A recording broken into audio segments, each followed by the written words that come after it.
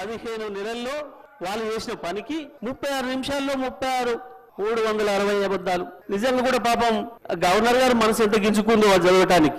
English లో అర్థమై ఉంటుంది అధ్యక్ష. నాకు తెలిసి మనస్ఫూర్తిగా చదవలేదు, గవర్నర్ గారు కూడా మనస్ఫూర్తిగా చదివి ఉండదు అధ్యక్ష. అది రైతుల దగ్గరికి వెళ్తున్నా, రైతులతోనే ఉంటున్నా కాబట్టి ఆ రైతుల్ని వెంకట్రాములు రాజయ్య ఇద్దరికి అనిపించిన ఇది ఏం మాట్లాడలేదు దీని మీద నేను ఎట్లా అనిపిస్తుంది అని అడిగిన.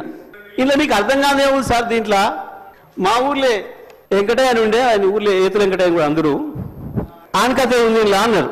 ఎన్నికల మేనిఫెస్టోలో గాని పార్టీ పెట్టినప్పుడు గాని అధికారానికి వచ్చేటప్పటికి ఒక 10 లక్షల సార్లు దళితుని ముఖ్యమంత్రి చేయకపోతే నా మెడ మీద తల ఉన్నదు అను.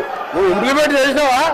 ఆఖరి దళితుడికి 3 ఎకరాల భూమి ఇస్తా, బోరేస్తా, మోటార్ ఇస్తా, 1.5 ఎకరం ఉంటే 1.5 యాడ్ చేస్తా, ఆయన ధనవంతుని చేస్తాను.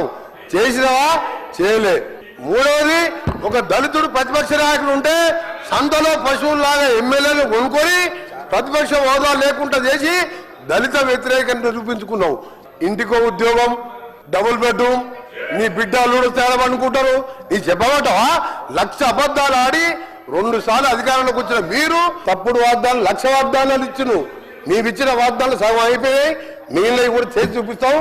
తొందర వరకు నువ్వు పోయి రైతుల దగ్గర కాదు, రైతుల కోసం ఎవరేం చేసిండ్రు ఇవన్నీ చెప్పాలని చాలా ఉన్నాయి.